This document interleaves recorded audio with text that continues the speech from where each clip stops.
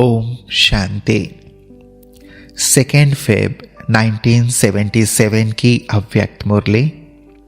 Heading है, सदा अलंकारी स्वरूप में स्थित रहने वाला ही स्वयं का तथा बाप का साक्षात्कार करा सकता है।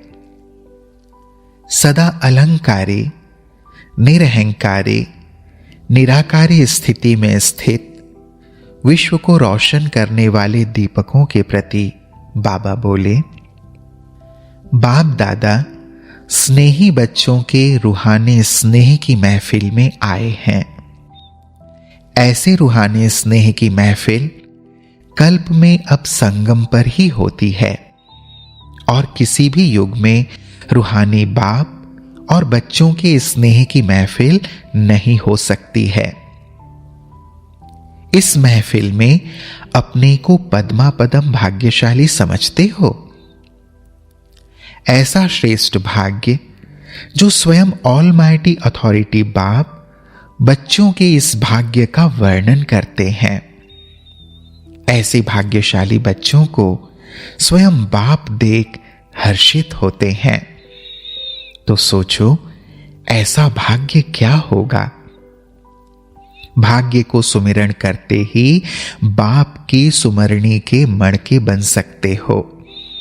इतना ऊंचा भाग्य जिसका आज कलयुग के अंत में भी सुमिरण करने वाले भक्त अपने को भाग्यशाली समझते हैं। ऐसे श्रेष्ठ भाग्य के अनुभव के अंजलि के लिए भी सभी तड़पते हैं। ऐसी भाग्यशाली हो जिनके नाम से भी अपने जीवन को सफल समझते हैं। तो सोचो, वह कितना बड़ा भाग्य है। सदैव अपने को इतना भाग्यशाली आत्मा समझते हो तो सोचो, वह कितना बड़ा भाग्य है।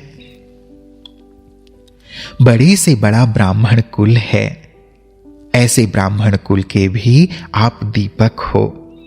कुल के दीपक अर्थात सदा अपनी स्मृति की ज्योति से ब्राह्मण कुल का नाम रोशन करता रहे। ऐसे अपने को कुल के दीपक समझते हो। सदा स्मृति की ज्योति जगी हुई है, बुझ तो नहीं जाती। अखंड ज्योति अर्थात कभी भी बुझने वाली नहीं। आपके जड़ चित्रों के आगे भी अखंड ज्योति जगाते हैं। चैतन्य अखंड ज्योति का ही वह यादगार है। तो चैतन्य दीपक बुझ सकते हैं क्या? बुझी हुई ज्योति अच्छी लगती है? तो स्वयं को भी चेक करो, जब स्मृति की ज्योति बुझ जाती है कैसा लगता होगा? क्या वह अखंड ज्योति हुई? ज्योति की निशानी है सदा स्मृति स्वरूप और समर्थी स्वरूप होगा। स्मृति और समर्थी का संबंध है। अगर कोई कहे स्मृति तो है कि बाबा का बच्चा हूं, लेकिन समर्थी नहीं है, यह हो ही नहीं सकता। क्योंकि स्मृति ही है कि मैं मास्टर सर्वशक्तिवान हूं। मास्टर सर्वशक्तिवान अर्थात समर्थ स्वरूप। समर्थ अर्थात शक्ति। फिर वह गायब क्यों हो जाती है? कारण एक शब्द की गलती करते हो। कौन सी गलती? बाप कहते हैं साकारी सो अलंकारी बनो, लेकिन बन क्या जाते हो? अलंकारी के बजाय देह अहंकारी बन जाते हैं। बुद्धि के अहंकारी, नाम और शान के अहंकारी बन जाते हो। सदा सामने अलंकारी स्वरूप का सिंबल होते हुए भी अपने अलंकारों को धारण नहीं कर पाते।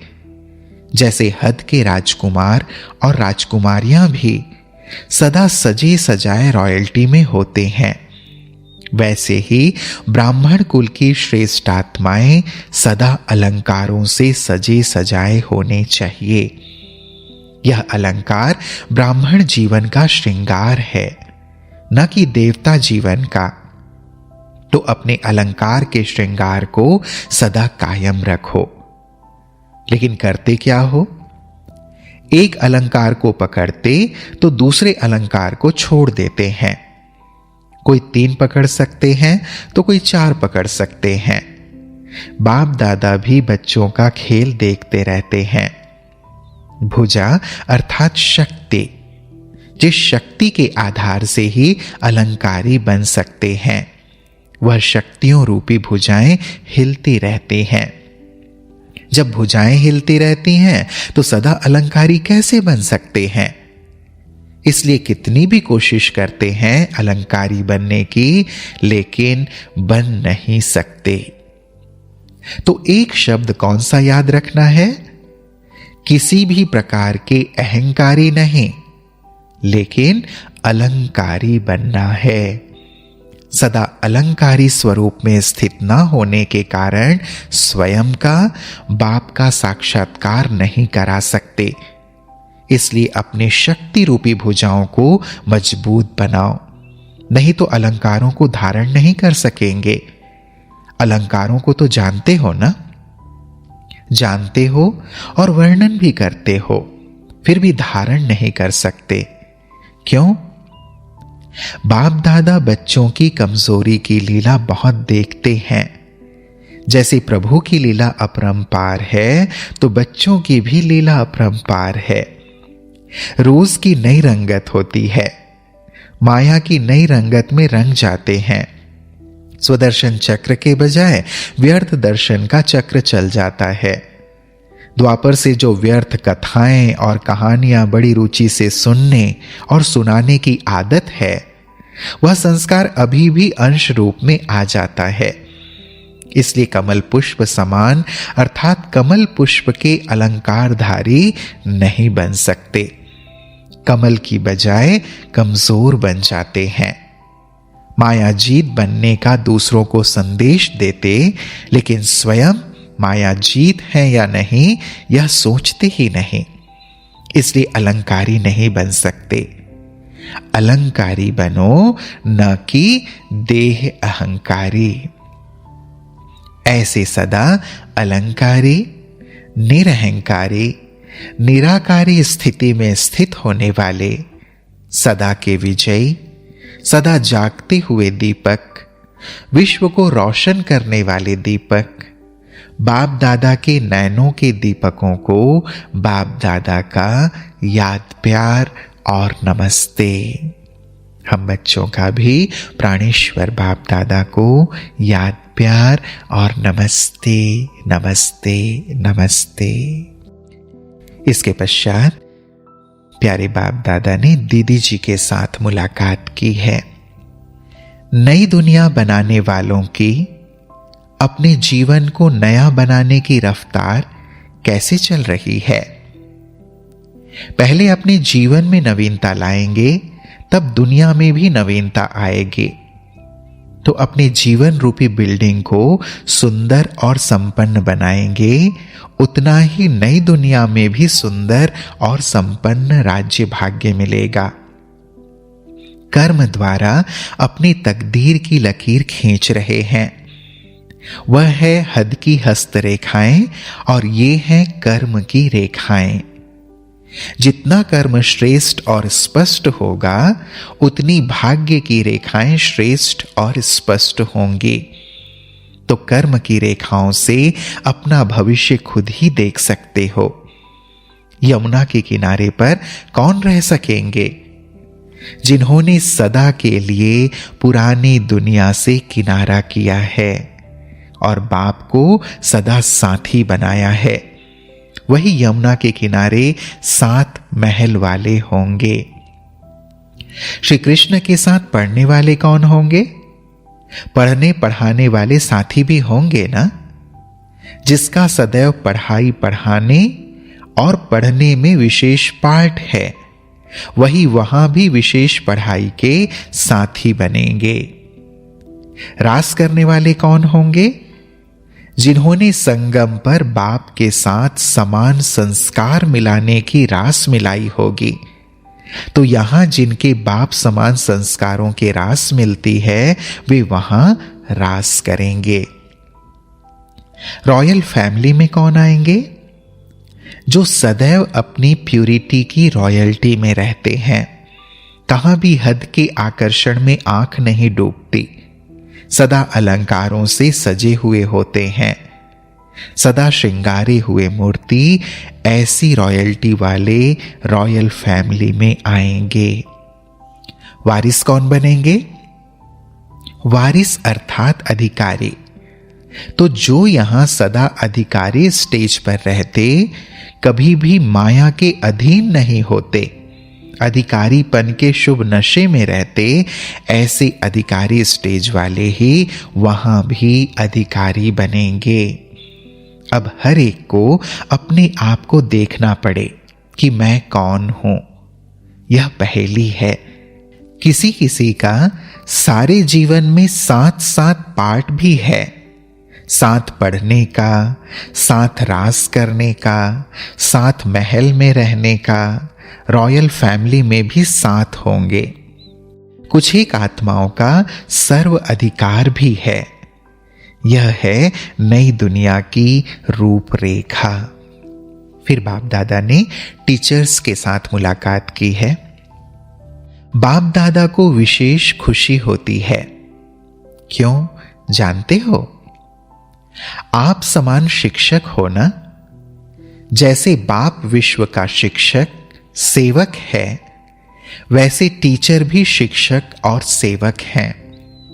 तो समानता वालों को देखकर खुशी होती है। शिक्षक की स्थिति में तो समान हो, बिना सेवा के और कोई बात आकर्षित न करे। दिन रात सेवा में लगी रहो। अगर सेवा से फ्री रहेंगे तो फिर और बातें भी आ जाएंगे। खाली घर में ही बिच्छू टिंडन आते हैं। खाली घर हो या पुराना घर हो, यहां भी ऐसे होता है। बुद्धि या तो खाली होती है या तो पुराने संस्कारों वाली होती है, तो व्यर्थ संकल्प रूपी बिच्छू टिंडन पैदा हो जाते। टीचर अर्थात सदा बिजी रहने वाली, कभी फुर्सत में रहने वाली नहीं। संकल्प, बोल, कर्म से भी फ्री रहने वाली नहीं। दूसरा, टीचर का अर्थ ही बाप समान अथवा बाप के समीप विजय माला के मणके। टीचर का यही लक्ष्य है ना, विजयी माला के मणके बनना। तीसरा, टीचर अर्थात कभी हार कभी जीत में आने वाली नहीं, लेकिन सदा विजयी। चौथा, टीचर अर्थात सदा तिलकधारी, सदा सौभाग्यवती, सुहागवती। तिलक सुहाग की निशानी है ना, तो सदा सुहागवती अर्थात बाप को सदा साथी बनाने वाली, सुहागवती अर्थात तिलक वाली। टीचर का स्थान है दिल तख्त। स्थान छोड़ेंगे तो दूसरे ले लेंगे। टीचर का आसन बाप का दिल तख्त है। आसन छोड़ दिया तो त्याग तपस्या खत्म। तो यह आसन कभी नहीं छोड़ना। जगह लेने वाले बहुत हैं। सभी को यही उमंग उत्साह होता है कि हम टीचर से आगे जाएं। टीचर फिर उनसे भी आगे जाए, तब तो दिल तख्त नशीन होंगे। टीचर का छोटा सा संसार है ना। टीचर का संसार एक बाप ही है, मात पिता बंधु सखा। तो संसार में क्या होता है? सर्व संबंध होता है, वैभव होता है। यहां सर्व संबंध की प्राप्ति बाप से है छोटा सा संसार, लेकिन संपन्न और शक्तिशाली है। इस छोटे से संसार में कोई अप्राप्त वस्तु नहीं। सर्व संबंध बाप से। ऐसे नहीं पिता का संबंध है तो माता का नहीं, माता का है तो बंधु का नहीं। अगर एक भी संबंध की प्राप्ति बाप से न होगी तो बुद्धि दूसरी तरफ जरूर जाएगी। बाप से सर्व संबंधों का अनुभव होना चाहिए। नहीं तो दूसरा संबंध अपनी तरफ खींच लेगा। सारा संसार ही एक बाप हो गया तो सब रूप हो गया ना। इसको कहा जाता है नंबर 1 टीचर। फ्लॉलेस टीचर, योग्य टीचर, नामी ग्रामी टीचर। बाप तो सदा ऊंची नजर से देखते हैं। अगर बाप कमी को देखे तो सदा के लिए उस कमी को अंडरलाइन लग जाती है। बाप भाग्य विधाता है ना, इसलिए बाप सदा श्रेष्ठ नजर से देखते हैं। श्रेष्ठता के आगे कमजोरी आप ही मन को खाती है। श्रेष्ठ बातें सुनने से कमजोरी स्पष्ट हो ही जाती है। इसलिए बाप सदैव श्रेष्ठता का वर्णन करते हैं, जिससे कमजोरी स्वतः ही दिखाई दे। अगर कमजोरी को देखें तो लंबी चौड़ी वेद शास्त्रों की कहानियां बन जाएं। सभी टीचर्स को विशेष एक बात का ध्यान रखना है, कभी भी किसी में भी रॉयल रूप में भी झुकाव ना हो। किसी भी आत्मा के गुणों की तरफ, सेवा सहयोग की तरफ, बुद्धि की तरफ, प्लानिंग की तरफ झुकाव नहीं हो। उसी को अपना आधार बनाने से झुकाव होता है। जब किसी आत्मा का आधार हो जाता है तो बाप का आधार स्वतः ही निकल जाता है और अब आगे चलकर अल्पकाल का आधार हिल जाता है तो भटक जाते हैं। इसलिए कभी भी किसी आत्मा के किसी विशेष प्रभाव के कारण प्रभावित होना यह महान भूल है। भूल नहीं, महान भूल है। इसमें खुश ना हो जाना कि सर्विस वृद्धि को पा रही है। यह अल्पकाल का जलवा होता है। फाउंडेशन हिला तो सर्विस हिली। इसलिए कभी भी कोई आत्मा को आधार न बनाओ। ऐसे नहीं कि इसके कारण सर्विस वृद्धि को नहीं पाएगी, उन्नति नहीं होगी। यह कारण नहीं, कालापन है जो स्वच्छ आत्मा को काला कर देता है। यह बड़े से बड़ा दाग है। किसी आत्मा को आधार बनाना यह बड़े ते बड़ा फ्लॉ है, तो फ्लॉलेस नहीं बन सकेंगे। बाकी मेहनत बहुत करती हो, मेहनत की बाप दादा मुबारक देते हैं। सुनाया ना कि शास्त्रों की कहानियां भी बहुत होती हैं जिनका कोई फाउंडेशन नहीं। इसलिए पहले सुनाया कि टीचर अर्थात सदा सेवा में बिजी, संकल्प में भी बाप के साथ बिजी रहो तो किसी आत्मा में बिजी नहीं होंगे। जो बिजी होता है वह कहां झुकेगा नहीं। फ्री होने के बाद ही मनोरंजन के साधन, स्नेह सहयोग की तरफ झुकाव होता है। जो बिजी होगा उनको इन बातों के लिए फुर्सत ही नहीं। बाप दादा टीचर्स को देख खुश होते हैं। हिम्मत, उमंग, उल्लास तो बहुत अच्छा है, कदम आगे बढ़ा रही हो, लेकिन अपने कार्यों की कहानी का शास्त्र नहीं बनाना। कर्म की रेखा से श्रेष्ठ तकदीर बनानी है। ऐसी कहानी नहीं बनाना जिसका जन्म भी उल्टा तो कहानी भी उल्टी। स्टूडेंट को पढ़ाना भी खुद को पढ़ाना है। टीचर्स से रूह रिहान करना बाप दादा को भी अच्छा लगता है। फॉलो करने वाले तथा समान वालों से ज्यादा स्नेह होता है। जिससे स्नेह होता है उसकी छोटी कमजोरी भी बड़ी लगती है, इसलिए इशारा देते हैं। हम कितने समीप हैं देखना है तो अमृत वेले दर्पण स्पष्ट होता है। टीचर सैल्वेशन देने वाली बन गई ना, लेने वाली नहीं। टीचर्स से पूछने की आवश्यकता नहीं कि खुश राजी हो। सदा खुश रहो और सेवा में वृद्धि करती रहो। परंतु जब बाहें लड़खड़ाती हैं तो यह सीन भी अच्छा लगता है।